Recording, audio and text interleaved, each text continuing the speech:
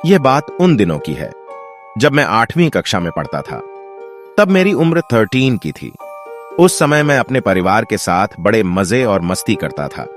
मेरे परिवार में मम्मी पापा और बहन और मेरी दादी भी रहती थी। मेरे पापा रेलवे की नौकरी करते थे, इसलिए हम लोग रेलवे के मकान में रहते थे। जब मेरे पापा रिटायर हुए तो हम लोग एक बड़े बंगले में रहने चले गए। उस बंगले में मैं बहुत खुश था, क्योंकि मैं पहले से सोच रहा था कि हमारा खुद का बड़ा घर हो। जब हम लोग घर में रहने गए तो हमें एक बेचैनी सी महसूस हो रही थी और हम रात को देर से सोते थे, क्योंकि हमें डरावनी पिक्चर बहुत पसंद थी और हम देर रात तक टीवी देखते रहते थे। हमारा बाकी का परिवार खाना खाने के थोड़ी ही देर बाद सो जाते थे।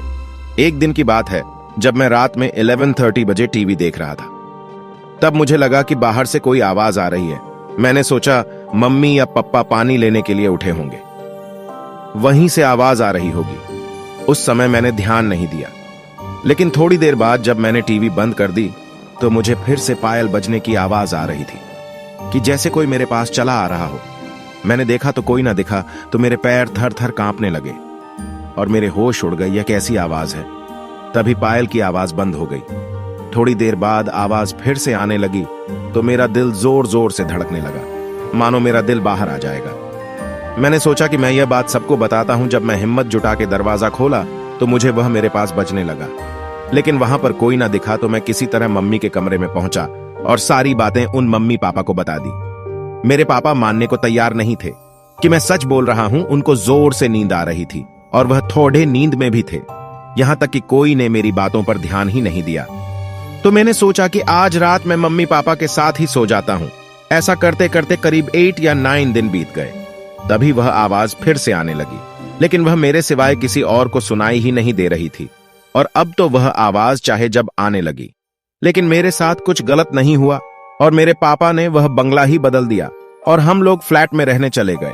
हमारे बाद उस बंगले में हमारे जान पहचान वाले लोग रहने आ गए। उनका छोटा बेटा हमारा बड़ा अच्छा मित्र था। एक बार वह हमसे मिलने हमारे घर आया और हमसे पूछने लगा कि एक बात मैं तुमसे पूछ रहा हूं, सच सच बताना कि उस घर में कभी तुमने किसी के चलने या फिर पायल बजने की आवाज सुनी थी? तब तो हमें पक्का यकीन हो गया कि उस घर में कुछ तो था और मैंने फिर से अपने परिवार को बताया। तब उन लोगों ने हमारी बातों पर यकीन लिया कि अब मैं सच बोल रहा हूं। और जो लोग वहां पर रह रहे थे, उन लोगों ने उस घर में पूजा पाठ कराया। तो पता चला कि यहां पर 7 औरतों ने एक साथ फांसी लगा ली थी और यह उन्हीं की आत्मा था। यह एक दुर्भाग्यपूर्ण घटना है। एक बार फैजाबाद जिले के गौरा घाट स्टेशन पर एक दुर्गेश नाम का ऑन्टो ड्राइवर अपनी ऑन्टो लेकर खड़ा रहता था। जो भी सवारी आती थी उसे वह बैठाकर उसके घर छोड़ता था और अच्छा खासा पैसा कमाता था। वन दिन की बात है कि उस दिन जोर जोर से बारिश हो रही थी और रह रहकर बिजली चमक रही थी। रात के समय साफ साफ कुछ दिखाई नहीं दे रहा था। वह वापस अपने घर को आने का सोचा। वह सोच ही रहा था, उसे याद आया कि 1 घंटे बाद एक पैसेंजर ट्रेन आने वाली है और वह फिर से वहीं पर रुक गया। इतने में और घना अंधेरा छा गया। अंधेरा इतना था कि एक हाथ को दूसरा हाथ दिखाई नहीं दे रहा था। इतने में ट्रेन आ गई और बिजली रह रहकर चमक रही थी।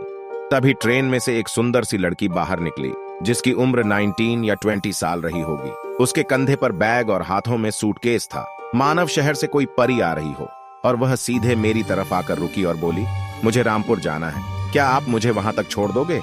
मैंने बोला, मेम साहब अगर आप अभी चलोगी तो RS 700 लूंगा, और अगर सुबह चलोगी तो मैं आपसे RS 200 ही लूंगा। लड़की ने बोला, आप RS 100 ले लेना, लेकिन मुझे अभी ही मेरे घर पहुंचा दो। मैंने बोला, ठीक है, पहले RS 700 निकालो फिर ले चलूंगा। मेम साहब ने बोला, अभी तो मेरे पास सिर्फ RS 300 ही है, इसीलिए इसे ले लो और अपने घर पहुंचने के बाद आपको RS 100 और दे दूंगी। मैंने बोला, ठीक है।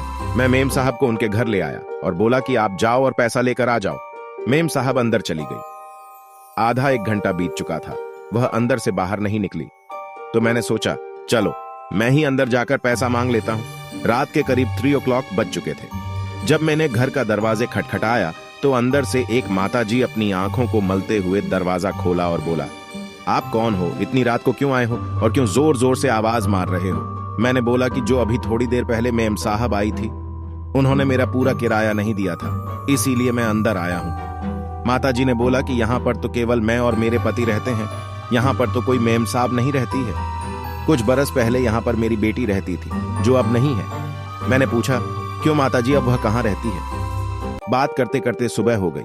अचानक मेरी नजर दीवार पर पड़ी, तभी मैंने देखा कि मेम साहब की फोटो दीवार पर लगी हुई थी। तब मैंने बोला कि माताजी जी, यही मेम साहब थी जिनको मैं लेकर आया था। माताजी रोते रोते बोली, बेटा ये कैसे हो सकता है, क्योंकि यह तो 5 साल पहले ही ट्रेन के नीचे आकर कट गई थी, उसकी मृत्यु हो गई थी। तब तो मेरे होश उड़ गए और हाथ पैर ठंडे पड़ गए। मैंने बोला, मैं जाता हूं, मुझे कोई पैसा नहीं चाहिए। और मैं जोर से दौड़ा और ऑटो रिक्शा तक आया और ऑटो में बैठकर ऑटो को जोर जोर से भगाने लगा।